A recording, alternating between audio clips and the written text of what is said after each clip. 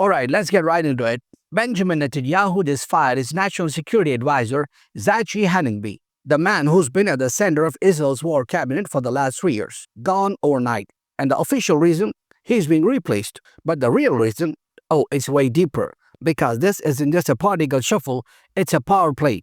And it says a lot about what's really happening inside Netanyahu's government right now. Let's start with what we know. Haningbi announced Tuesday evening, quote, Prime Minister Netanyahu informed me today of his intention to appoint a new head of the National Security Council. My term ends today. That's it. No drama, no fight, no press conference. Just a quiet resignation after weeks of rumors that he and Netanyahu were butting heads over Gaza. And here's where it gets spicy. Haningbi reportedly opposed a full military takeover of Gaza City.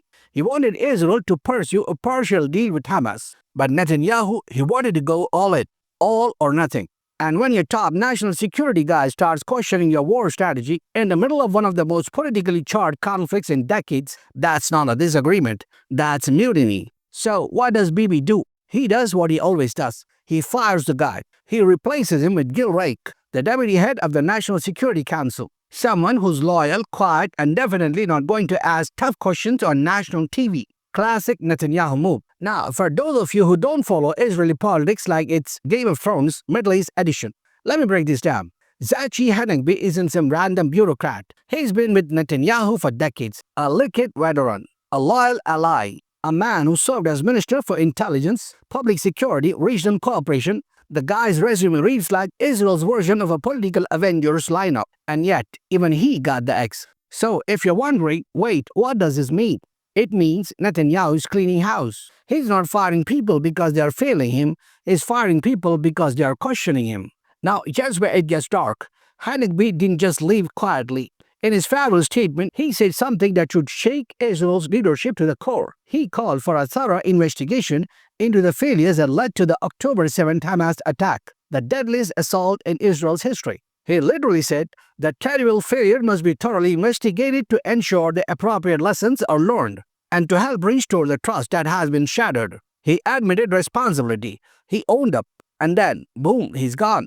Now, think about that. The one guy inside Netanyahu's circle who admits, yeah, we failed, we need answers, gets fired. The rest still sitting comfortably in their chairs. For context, Israel's government has still not launched a formal inquiry into October 7th. No commission, no hearings, no accountability. And that's not an oversight. That's strategy. Because once you open that door, you have to ask who knew what, when, and why nothing was done.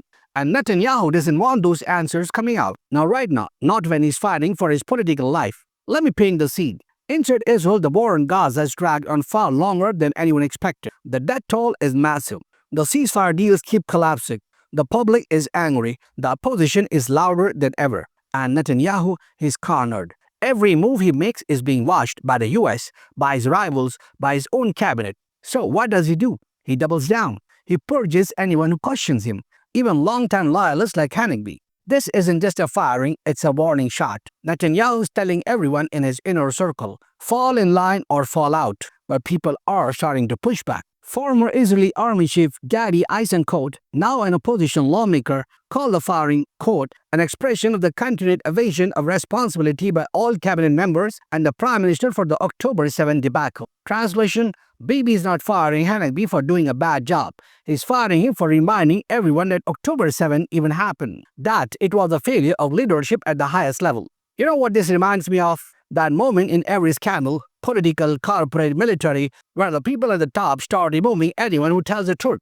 The whistleblower, the reformer, the honest guy in the room. That's usually the beginning of the end. Because when you silence the truth tellers, you lose control of the story. And right now, Israel's story is slipping away. There are protests demanding accountability. Families of the October 7 victims are demanding answers. The international community is questioning the Gaza campaign's purpose and proportionality. And in the middle of all that chaos, Netanyahu fired his national security chief. It's like watching someone throw gasoline on a fire, then blaming the smoke. Let's not forget, Haningbi wasn't anti-war. He wasn't pro-Hamas. He wasn't even part of the opposition. He was one of Netanyahu's own. But he believed Israel couldn't win Gaza by destroying it entirely. He wanted to negotiate a limited deal, maybe for hostages, maybe for humanitarian access, something that would save lives and buy time. But that idea doesn't fit Netanyahu's political brand. He's built his entire career on strength, defiance, and control. So anything that looks like compromise, even practical compromise, is off the table. That's the tragedy here. Watching all of this unfold, it feels like deja vu. Every time a government refuses accountability, every time leaders surround themselves with yes men, disaster follows. Because truth gets replaced with loyalty, and loyalty becomes a shield for failure. Hanegbi's firing isn't just a footnote in Israeli politics. It's a symbol of a deeper rot inside the system, inside the leadership, inside the idea that security is something you can manage with PR instead of honesty. Israel needs a reckoning, not another reshuffle, not another scapegoat, a reckoning. Because you can't build peace, safety, or democracy on denial. You can only build it on truth. And right now, the truth is being fired one man at a time. So Netanyahu just fired his national security chief.